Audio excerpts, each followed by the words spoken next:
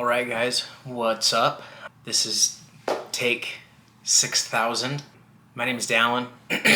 I feel like I should start a YouTube channel and I don't know what to talk about, so I'm just gonna talk about random things until I figure out what I like doing.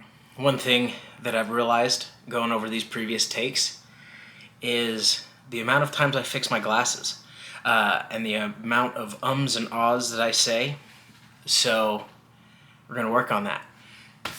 Today, I wanted to talk about Stillness is the Key by Ryan Holiday. Ryan is he's an author. He writes mostly about Stoicism, and I really like his stuff. Hence the reason that I wanted to talk about this book. So first off, if you don't want to watch the entire thing, I highly recommend this book. It is awesome. I am going to continue to talk about just some of my key takeaways from the book. I've got my little tabs in there that I want to talk about. So if you don't want to watch the rest of this, then I highly recommend picking up the book. I think $26 for the hardcover edition at Barnes & Noble or on Amazon or anything like that. So my first key takeaway from this book is he has a chapter in here called Start Journaling. And honestly, that is one thing that I wish that I had done a lot more as a kid, as I was younger, as I was going throughout high school and other experiences in my life. I'm still not very good at it, but he makes a really good point when on page 55 of this book, he says that journaling is a way to ask ourselves tough questions.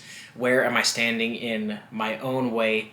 What's the smallest step I can take towards a big thing today? Why am I so worked up about this particular thing? What blessings can I count right now?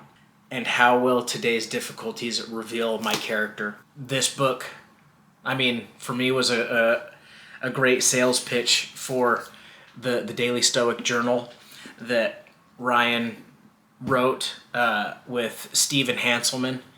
It's just a section every day.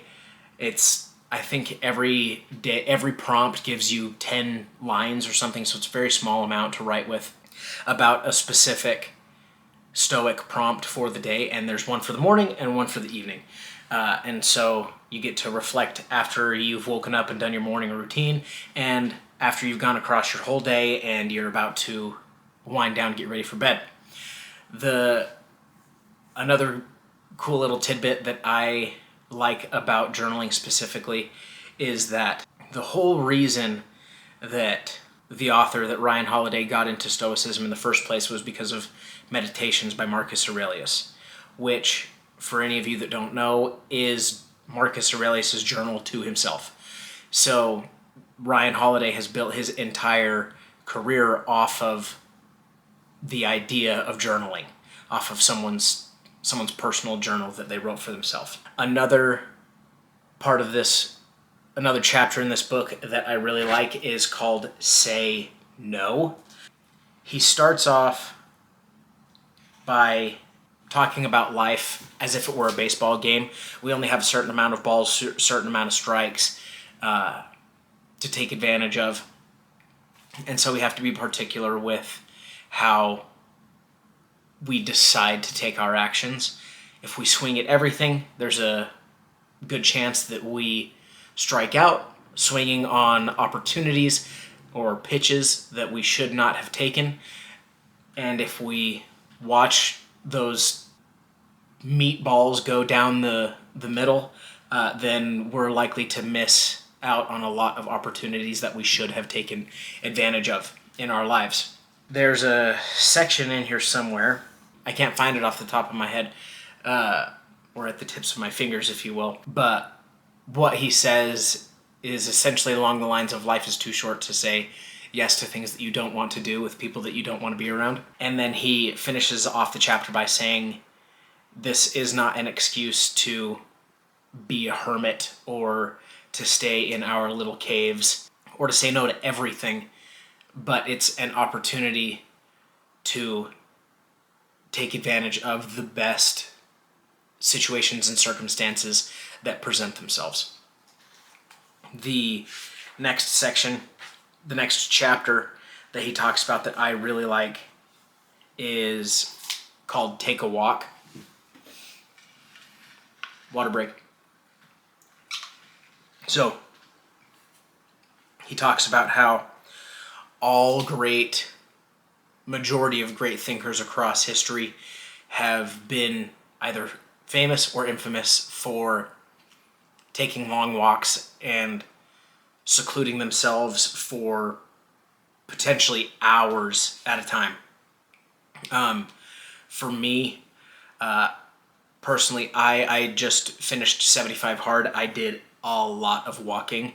The time spent outside is wonderful. I don't live near a nature reserve or anything, but I walked the same path in my neighborhood anywhere from 3 to 6 times a week for 45 minutes at a time, sometimes with my headphones, sometimes without my headphones.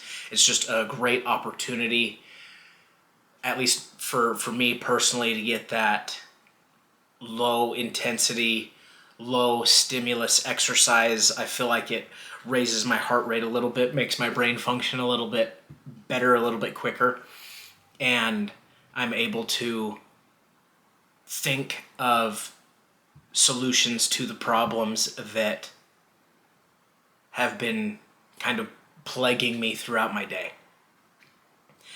The last chapter that I wanted to talk about is called Be a Human Being.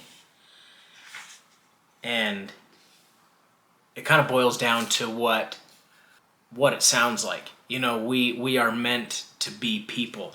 The opening line for this chapter, the opening line is by Alexander Solzhenitsyn, and it says, "Work is what a horse dies of. Everybody should know that." A few pages in, there's the line where he says, "Work will not set you free. It will kill you if you're not careful. It is okay to say no. Good decisions are not made by those who are running on empty." It's human being, not human doing for a reason. Moderation, being present, knowing your limits. This is the key. The body that each of us has is a gift. Don't work it to death. Don't burn it out. Protect that gift. So those are some of my key takeaways from Ryan Holiday's Stillness is the Key. I really like it. I have finished Right Thing Right Now, and The Obstacle is the Way, and I'm about to start Ego is the Enemy. I like his stuff. I like his podcast. I highly recommend it. If you haven't heard of him, check him out. So yeah, I don't know how many book reviews I'm gonna do, but we're gonna figure it out. Figure out this whole video recording thing. I still hate talking to a camera. I don't know if I'm supposed to look at the viewfinder or if I'm supposed to look at the lens. You can see the reflection of my ring light in my glasses. So that's it.